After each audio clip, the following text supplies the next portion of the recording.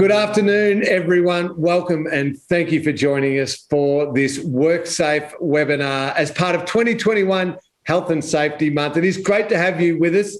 The topic of this session is manual handling training. There's a better way. My name is Cameron Ling and I'll be your host today. While our program of sessions are virtual, we still have the same aims of Health and Safety Month that we do every single year, and that is to keep you up to date. The theme for this year is you learn something new every day.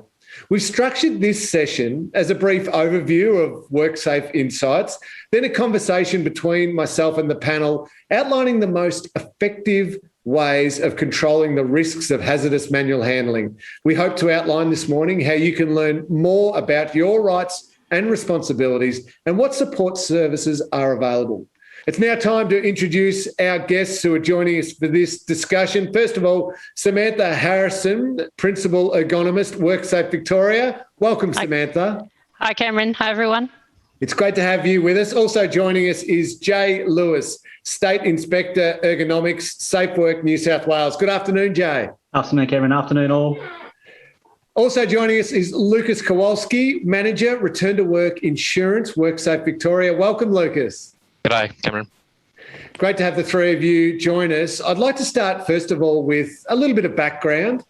Hazardous manual handling is the biggest cause of injuries in Victorian workplaces and accounted for over 35% of workplace injury claims last year. WorkSafe Victoria and WorkSafe New South Wales have come together to address the reliance on hazardous manual handling training as the sole means of controlling risk. Safe Work New South Wales has developed guidance to assist employers meeting their obligations under WHS law, working closely with WorkSafe Victoria to ensure consistency is maintained across borders. Could I start by asking you, Samantha, when does manual handling become hazardous manual handling and what injuries are typically caused? Yeah, thanks, Cameron. So manual handling is anything that you do, you're moving your body, you're moving up, picking up items and those sorts of things. So, and it becomes hazardous when there are, repeated or sustained or high force movements that are being exerted, or there might be things like sustained awkward postures, repetitive movements, exposure to sustained vibration, and also things like handling live people or animals, or loads that are difficult to grasp or hold or unstable when you're picking them up.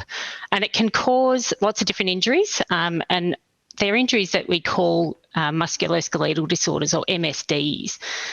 So they include things like your sprains and strains, so there might be wrist injuries, those sorts of things, back injuries. Back injuries are one of our biggest concerns from a musculoskeletal disorders perspective. Wrists, arms, shoulders, necks, legs, neck, hernias, those sorts of things, and chronic pain can result from hazardous manual handling as well.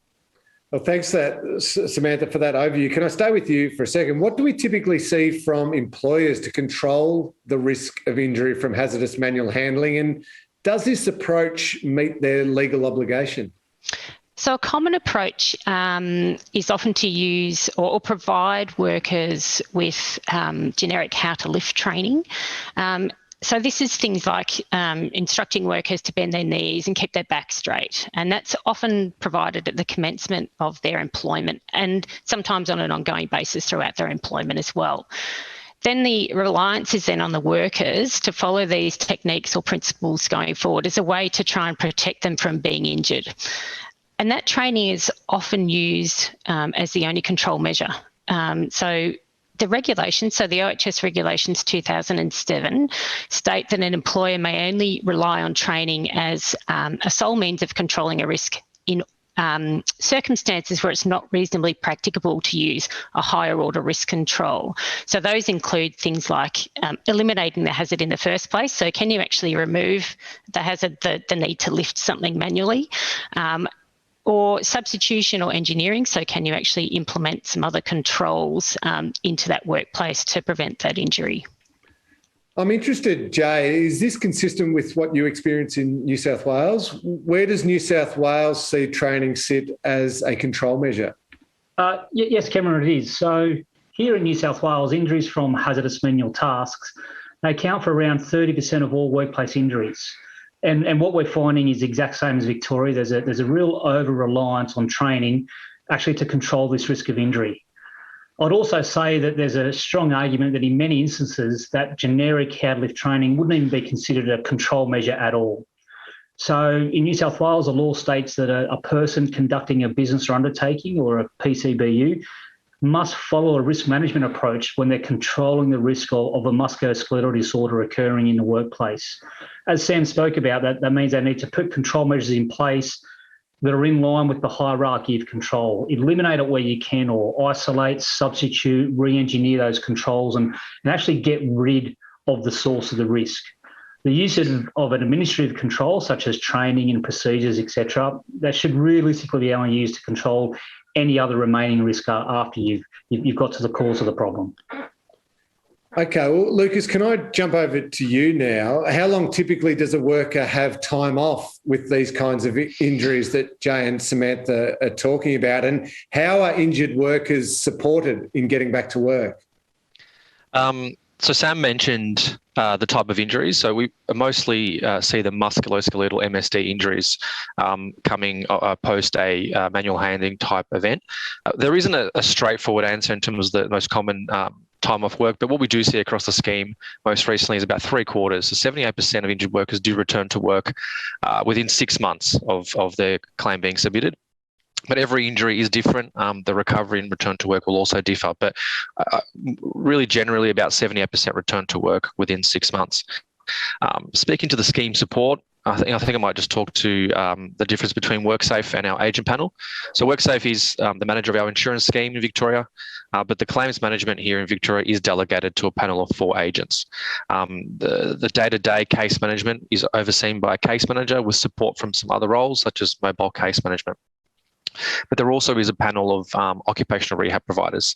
There's 24 in Victoria that are approved by WorkSafe, and that panel is accessed as an additional support service. So there are some circumstances post-injury where the employer and the injured worker will require some additional support, some specialised tailored support from one of the consultants, and that may include a workplace assessment on site and even to help with preparing a return to work plan as well. Well, Lucas, how can an employer best support their employer once an injury has occurred? I think what we really encourage from the very beginning is opening and keeping open the lines of communication. But what will happen after the injury has been sustained, the employer will receive a completed claim form from the injured worker, and they have 10 days to provide that to their agent. It's a bit different for a claim with a mental injury. That's 3 days for the first component, but for an MSD injury, the employer will have 10 days to provide that to their agent. The agent will then follow a standard claims process to assess whether or not there is an entitlement to compensation post that injury. But even whilst that's happening, the employer should still remain engaged and in contact with that injured worker. What we also encourage employers to do is start thinking about what the next step would be once the injured worker has the capacity for work. So thinking about the work that the worker was doing and how that would be modified perhaps to support a return to work on light duties once that injured worker has a capacity for work. There are return to work compliance codes as well that employers can access online on the WorkSafe website. They really provide step-by-step guidance as to what employers should do as part of that return to work planning process. One thing that we definitely encourage employers to do is when they do speak with their injured worker, offer to meet with them in their GP, for example. That's where they can talk about return to work, they can propose the return to work plan and have that collaborative discussion. And they can also be supported by the agent. So that way that conversation can happen with the agent, with the injured worker, with the GP, and also the employer as well. Can I come back to you, Jay? You touched on this briefly before about an over-reliance on training, but in response to this over-reliance on training as a means to control injury from this hazard, what have you developed in New South Wales? So Safe Work New South Wales have developed a fact sheet that actually outlines what information should be provided to workers as part of their hazardous manual task training program. So, in short, a workplace should be providing training on the actual specific manual task risks and the measures they've got in place to control them. So, in other words, train the workers in the control. How to perform manual tasks safely, including the use of any aids, tools, equipment, and associated procedures. you definitely want to be giving that information and training on your manual task risk management, your internal processes for managing the risk, including what are the risk factors, what's the source of the risk, so you know where the problem lies, and definitely how to report any problems or maintenance issues as well. So that whole risk management gambit. We've also adopted a Queensland tool that allows a business to actually conduct a self-assessment of their overall system for managing hazardous manual tasks, which is a really good thing because a business needs to have a robust and appropriate system in place before they even think about what type of training information they want to provide their workers. And as with all jurisdictions, us, Victoria, and everybody around the country, we have great inspectors that are continually offering that advice and guidance whilst they're out in the field as well. Great, thanks for that, Jay. Samantha, what is WorkSafe Victoria developing in this space? Yeah, so I'm really pleased to say that we have also developed similar guidance for Victorian workplaces and work employers as well. And so we've worked really closely with New South Wales on this. So it includes much of the same content as the Safe Work New South Wales guidance, but includes language that's specific to the OHS regulations that we have down here in Victoria. So the guidance has recently undergone consultation with key external stakeholders and employee groups and unions, and it's actually now available on our website. It's good to see we're learning from each other right across the country. Samantha, why is it important that there is a consistency amongst our state health and safety regulators? Yeah, so it's really important. We have employers who operate within Victoria, but also across into other jurisdictions as well. We have a lot of cross-border employers between New South Wales and Victoria, and providing that consistency of messaging reduces that regulatory burden on employers and employees as well. So we've worked really closely, WorkSafe Victoria and Safe Work New South Wales, as well as with other jurisdictions around Australia, as closely as possible to provide that balanced and a nationally consistent framework to ensure that the health and safety of workers and workplaces is secured across the nation. Yeah. Samantha, I'd like to, I suppose, zero in on the employer. What should an employer broadly know about hazardous manual handling? Yeah, well, certainly firstly, as an employer, you have a general duty to make your workplace as safe as is reasonably practicable. So that involves three sort of key parts which align with our regulations. So the first one is identifying any work that involves hazardous manual handling, and then determining whether or not that work poses a risk of MSD. So, and where that risk exists, they need to ensure that they're eliminating or reducing that risk so far as is reasonably practicable. So preventing the injury before it occurs. And then the follow-up on that is actually doing a review and a revision of those risk control measures should there be an injury. So one of the key points is to actually involve employees in the health and safety issues. So that's through that consultation piece, and that can result in a safer workplace. And it's a really important thing for employers to do. It's a requirement under our Act and regulations, and including those health and safety reps where they're actually at the workplace as well. Lucas, what's your takeout here? What do you think an employer should be doing to make return to work easier from an insurance perspective? Yeah, I think it's really important to reinforce the early intervention steps undertaken by the employer. So engaging with your injured worker as soon as they've been injured, supporting them through that claims process where you can, but also offering to engage with them and their treating team. A lot of people will be involved, but I think once there's some collaboration, that early intervention can really make a difference for that injured worker, but also for the employer as well. Great. I suppose, Samantha, I wonder if you could provide us with any real life examples of cases. Yeah, so we have some case studies on our website, and there's one in particular that's based from a maternity hospital here in Melbourne. They'd been experiencing injuries associated with using maternity beds at the hospital, and they'd been relying on training as one of their key measures to try and reduce those injuries. So now, for those who were actually able to log in our audience, able to log in for yesterday's sessions around systems thinking, they will have heard about the FIRES project, which is a patient handling injury review of systems. So using this process and taking a systems thinking approach, it enabled the hospital to investigate the injuries that were occurring in in relation to these beds, and look at what they could implement at higher system levels within the organisation. And it also highlighted as to why how to lift training wasn't working for them. So through this process, they identified that installing new equipment, a new bed end, enabled them to reduce those risks and of course, ended up reducing the injuries that their staff were sustaining as a result of the work that they were doing on those beds. Thanks, everyone, for this insight. I'm seeing that the provision of training for workers is an important part of protecting employees from manual handling harm, but it should never be used as the only control measure. I think you've all been very clear on that message. What resources could you recommend for our audience if they'd like more information? Yeah, Cameron, I can answer that one. So we've got some slides. First slide, you'll see our hazardous manual handling compliance code. So this actually provides further information on the hazardous manual handling, including useful tools to assist in that identification, assessment and control of risk. You'll also see on this slide that there's the copy of the SafeWork New South Wales hazardous manual handling fact sheet. New South Wales have slightly different wording to us.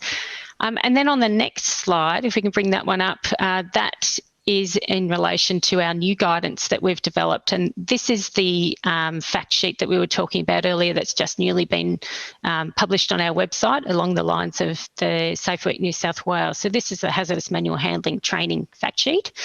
And on the final slide is just information about our OHS Essentials program. So this is a key program for smaller employers who can actually obtain information and guidance from independent consultation services, and they're paid for by WorkSafe. So it's a great free opportunity for workplaces to take advantage of that.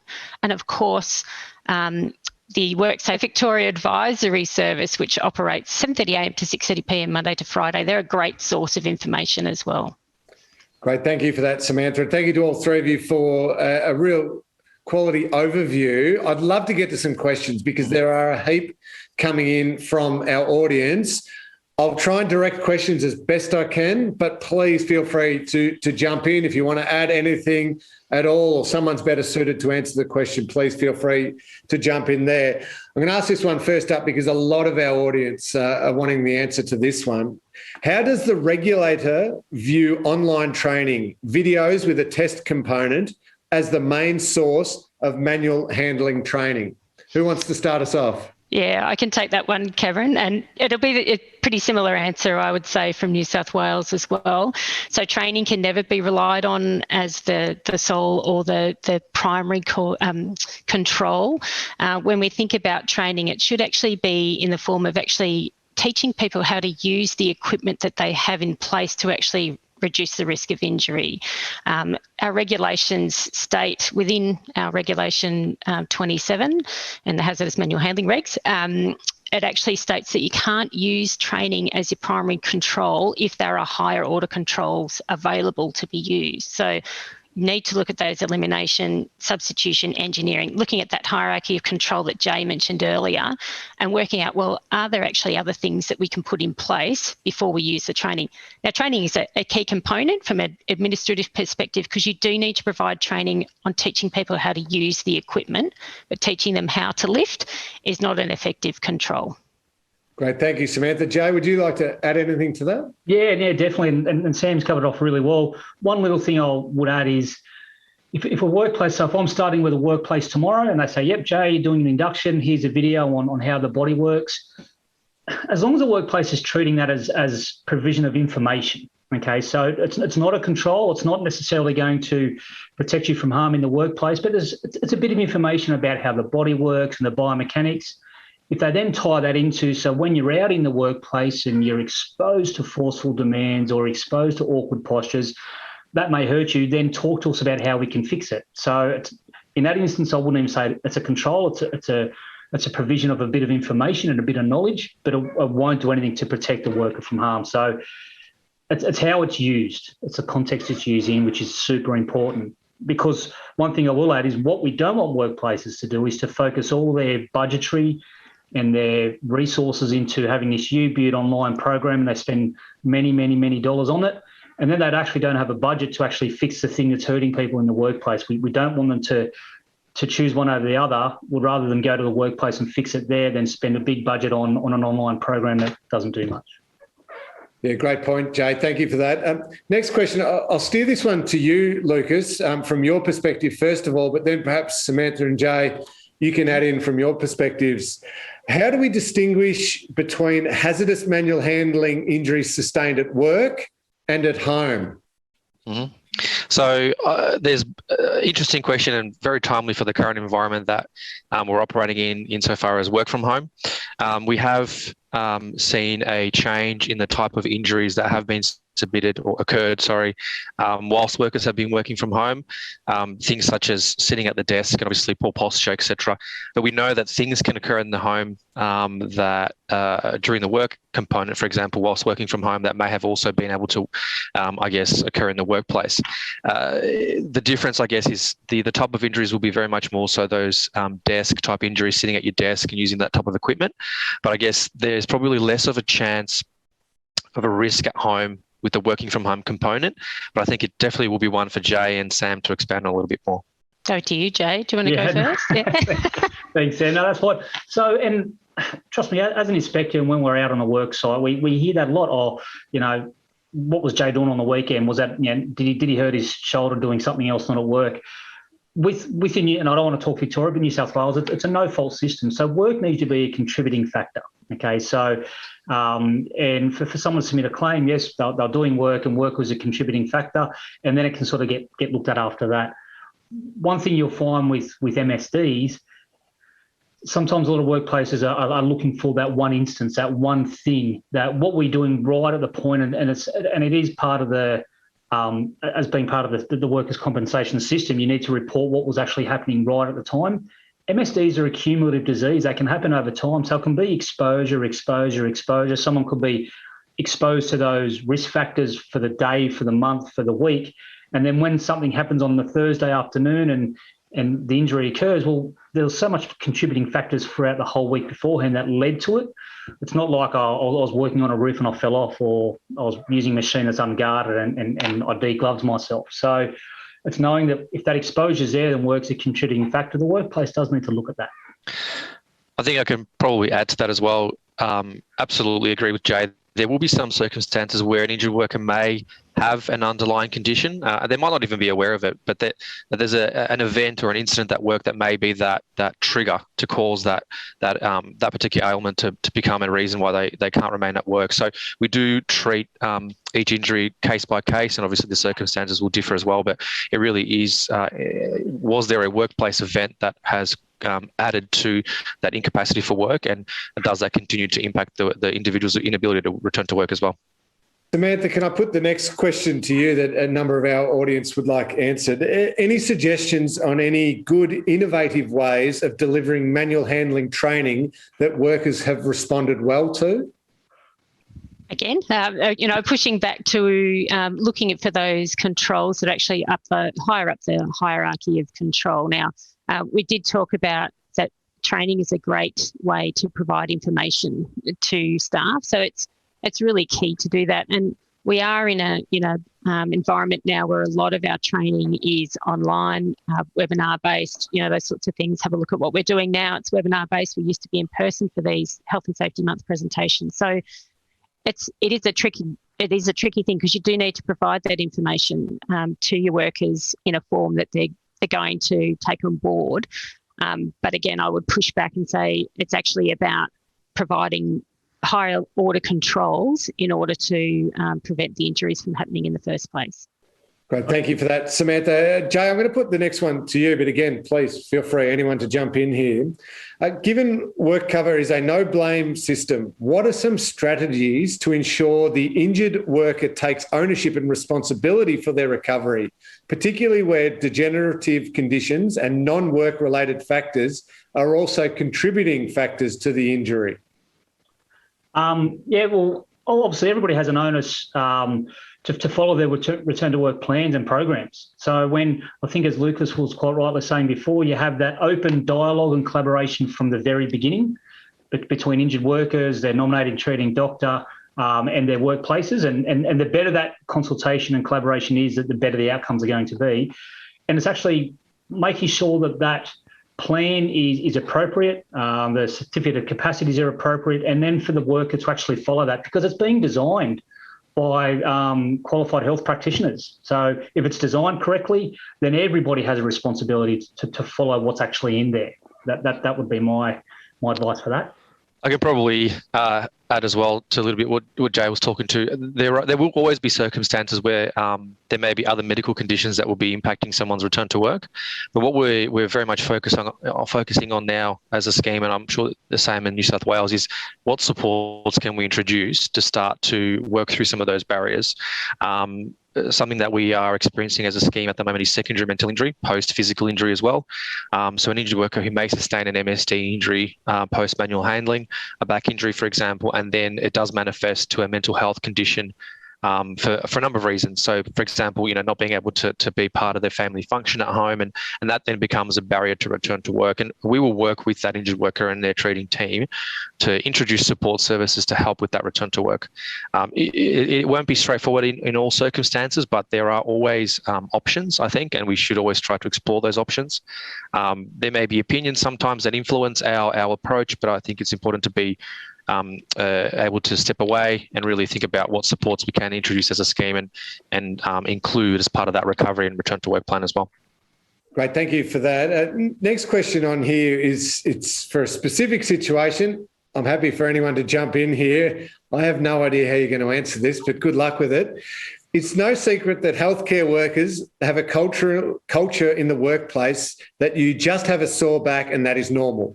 As a midwife myself, I have to get into some pretty weird positions sometimes to deliver babies. What do you recommend to prevent injury in birth suite and emergency situations? Yeah, that is a really tricky one because there will be situations in some workplaces where you may not be able to plan for it. So it's looking at using information about what you know about the work, and identifying those potential points of hazardous manual handling that might actually occur, and looking at looking at equipment that might be available in those circumstances. Now,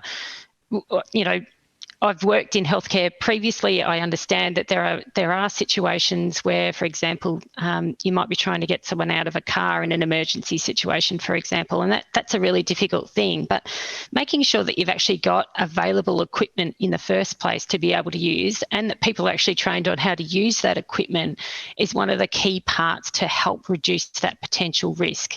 There might be circumstances where you're going to need to get into those difficult positions, and we just want to try and reduce those so far as is reasonably practicable. And that's why the legislation is written that way. We understand that you may not be able to eliminate everything, but we want to reduce that risk so far as is reasonably practicable. Thanks for that, Samantha. Lucas, you mentioned consulting with GP, so I think I'm going to put this one to you, but again, please jump in. What can be done if the treating doctor won't engage in the return to work process and meet or discuss the possibility of the worker returning, it's just dropped down my page, sorry about that, returning to work with the employer? What we try to do first is explore why the circumstances are the way they are with respect to that GP not engaging with the agent or with the employer. So has something happened, and is that influencing why they weren't engaged? If the employer hasn't been able to establish contact with the GP, for example, and they've also tried to arrange, for example, support via the mobile case manager at an agent, and if we've also tried to seek support from an occupational rehab provider, for a case conference, for example, we also have a support via a WorkSafe clinical panel. The WorkSafe clinical panel run support programs for our agents, but also for treating health practitioners, and they can make contact directly with a treating health provider to explore that individual's recovery, return to work, and also the barriers. So, what's happened, again, to explore why they're not supportive of contact as part of the return to work process. Usually we do find that something has happened and that's influenced their opinion about engagement, and they've decided not to. But we'd like to offer some support to try and turn that around. And one of the support services can be the WorkSafe clinical panel as well. Great. Thanks, Lucas. And some of your answer may have touched on the answer to this question, but I'll put this one to you, Jay. Do supervisors, employers need to have any formal qualifications prior to training staff and identifying risks and controls, or should qualified professions be brought in? Well, a bit of both there, Cameron, because to be a supervisor, then you need to have that knowledge, skills and experience to actually supervise workers. So if it's their responsibility to go through and, it depends on what, once again, and they're really good questions when we're looking at training. The best thing we need to get, which is what Sam's been talking about, is training in the control. So if you have a supervisor and you've got a hazard within the workplace to deal with hazardous manual tasks, and there's an actual set control in place, well, they actually should have those skills to train workers. This is how you do the job. This is how you use machinery number X. This is the process for loading pallets. So they need to have those skills to be able to show that. And if they don't, then you need to actually have some sort of a training operator within that business. Okay, so if we bring the conversation back to training in a control, not necessarily, it's not like sort of doing, we're going to just do generic working at heights training, which is sort of along those same lines where you need those skills and experience for that. The training should be in the control. It's great to get those external people who have the great allied health, ergonomists, occupational therapists, physiotherapists, exercise physiologists. They can come in and use their skills and look at that exposure that workers are exposed to, work with the workplace, work with the workers in actually looking at why are those issues there. It's normally because of the design of the workplace, it's the layout, it's the systems of work, it's the characteristics of the load, looking for that root cause as to why something is hazardous. If they work together to do that, then they provide the training in actually how to fix it. That's what I'd be looking at for that, Cameron. Thanks for that, Jay. Sam, I'll put this one to you. Are there any risk assessment tools specifically designed for hazardous manual handling available from WorkSafe? Yeah, so within our hazardous manual handling compliance code, we actually have in the appendices section, we have a great setup where it actually steps you through the process of how to identify hazardous manual handling in the first place. So what are those particular movements that you're looking for that workers might be performing? And then it steps through identifying that, how you might identify the risk of MSC. So it talks about the duration of the activity and, what the limits around that potentially are, as well as the different types of movements and where that movement can create that risk of MSD, and then also, steps you through that whole process, and then looks at things like your environmental factors that might increase those as well. So there's sort of a number of steps within that compliance code which are really useful to step you through that. We also have another piece of guidance which is called Improving Risk Controls After MSDs, I think it's called. My apologies. But that's aimed at larger employers, and that actually steps them through a process of encouraging to look up and out at their system rather than down it in at the individual who has, been injured as a result of the work that they're doing.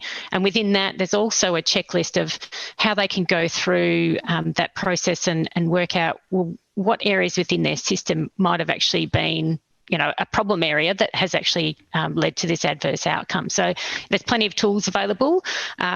We've got a review and revision of risk control measures tool as well, which you use after an injury has occurred, and you need to do that process as reviewing and revising the risk controls associated with hazardous manual handling as well. And the same would be for SafeWork New South Wales. They've got plenty of tools on their website from a checklist and risk assessment tool perspective. I might just add, I was going to add if that's okay. Yeah, go for it. Really good point from Sam, because I think one of the challenges with return to work and a GP certifying someone with the capacity for return to work is being comfortable that where they're going back to is a safe place as well.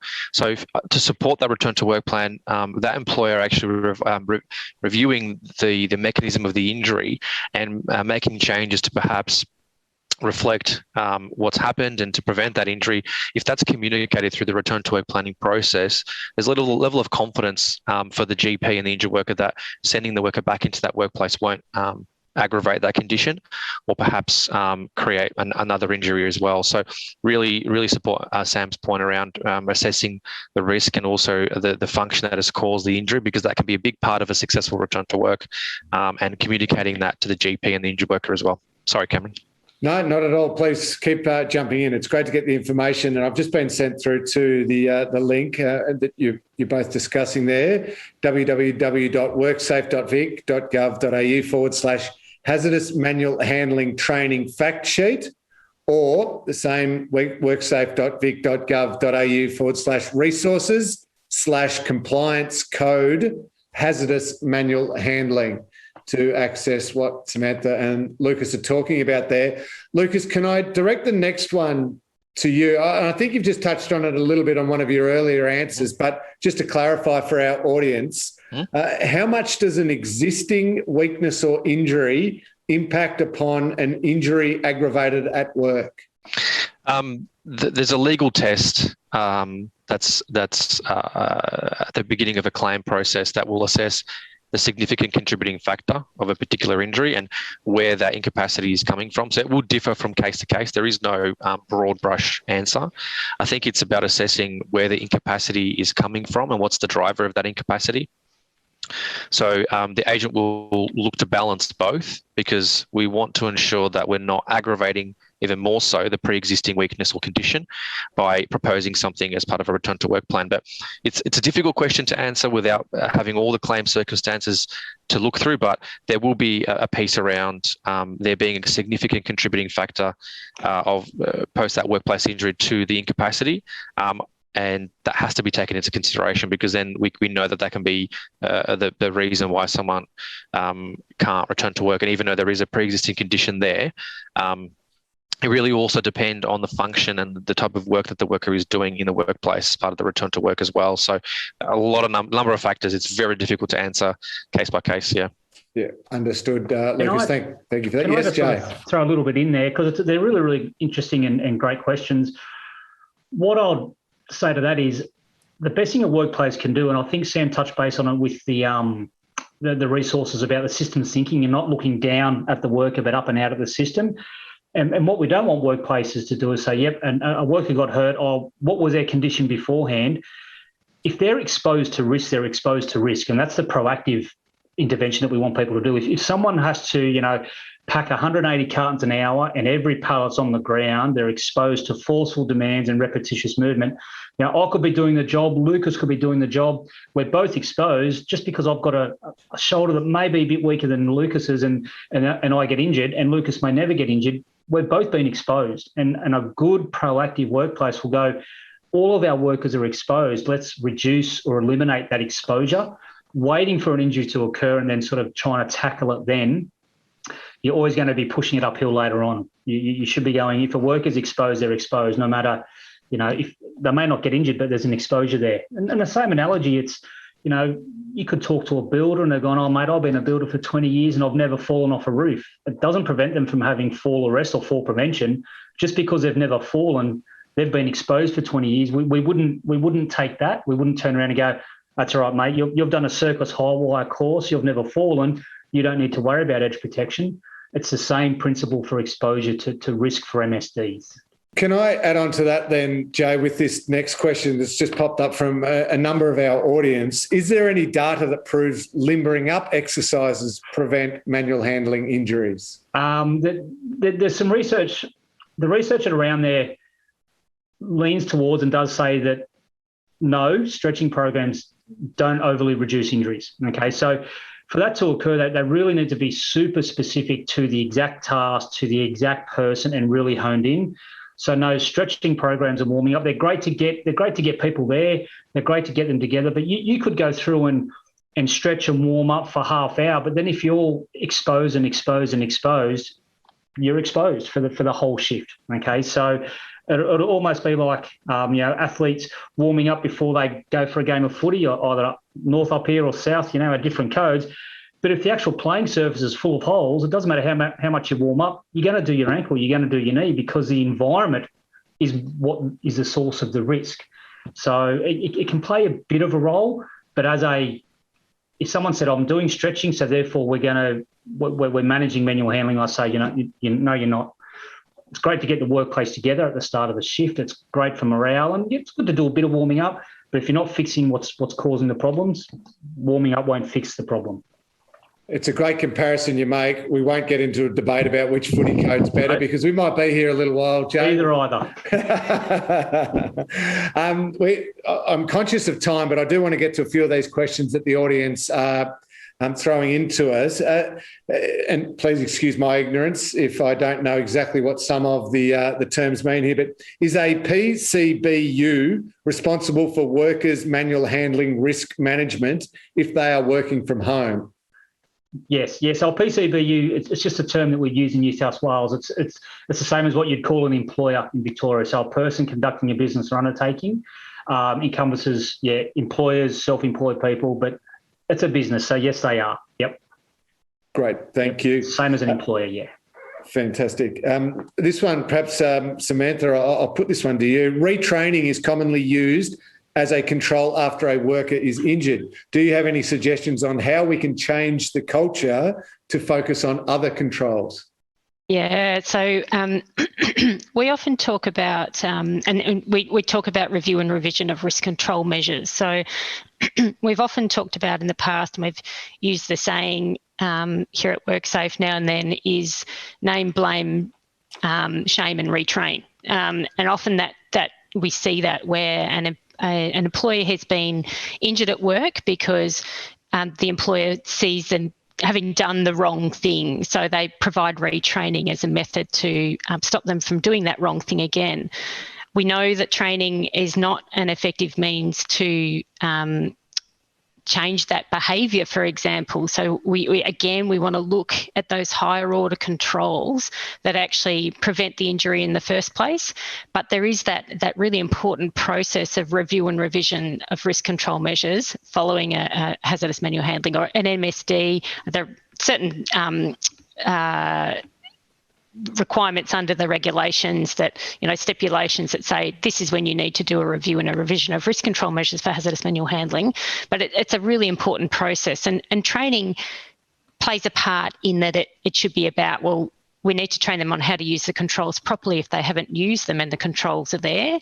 But training, not retraining on how to lift. It's actually looking at our system. Why did that person not use the equipment that was there available for them? Is there something else within the system of work, or the whole, taking that approach to look at the whole system of work in the organisation to go, well, have we actually got too many things coming in at once, and therefore we're just overloading that person with tasks to do, and they don't have time to grab the equipment that would actually help them in the first place. So, training is not an effective means to stop people being injured. Yeah. Fantastic. Thank you so much for those great responses. Thank you to everyone who has sent questions in. I apologise to those questions I can't get to. There's plenty more coming in. If you do have other things you need to follow up, I'll give you a little bit of information shortly on that.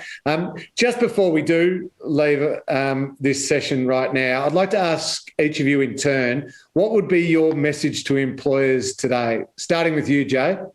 Thanks, Cameron. I'd say look for the source of the risk. Look for why something is hazardous in the first place. And the most important aspect about that is you must do it in consultation and collaboration with your workers. So talk to them how to find and fix the actual hazardous manual tasks and look at why they're there in the first place. Thanks for that, Jay. And you, Lucas? Although employers have various obligations, they're not alone. So there is support through the agent. There is also support through the occupational rehab provider, and even Sam's talked about the OH&S Essentials program. That's even before the injury, perhaps, to think about manual handling. So there is support available to the employer just to look for it. But definitely have a chat to their agent or search the WorkSafe website. Thanks for that, Lucas. And what about you, Samantha? What would your takeout be for our viewers around hazardous manual handling? Yeah, so obviously, in addition to the requirement to comply and the compliance benefits of controlling hazardous manual handling risk, by using those higher order controls like mechanical aids and the redesign of tasks, those higher order controls can actually lead to productivity improvements in the workplace. So in short, we actually see many duty holders who have looked at hazardous manual handling, made an investment in those improvements, and that has actually translated into an improvement in their businesses overall. Well, it's been a high quality discussion today about a very important topic. Thank you to our audience for joining in and engaging us with those questions. But thank you to our panel. Samantha, first of all, thanks to you and good luck with everything you're doing. Thanks, Cameron. Thanks, everybody. And thank you to you, Jade. And all the best with your work with WorkSafe New South Wales. No worries. Thanks, Cameron. Thanks all for attending. And big thanks also to you, Lucas. Cheers. Thanks, Cameron. We hope that you've found, as the audience, this session lively and informative. Just an important note to remember, if you do have anything you need to discuss urgently, there is the WorkSafe advisory line and emergency line. So please utilise that. We're going to make a note on the screen shortly, a list of some of the contacts that we've talked about today. If you have any requests for further information, we recommend you to please get in touch with us. Thank you so much for tuning in today. All the best.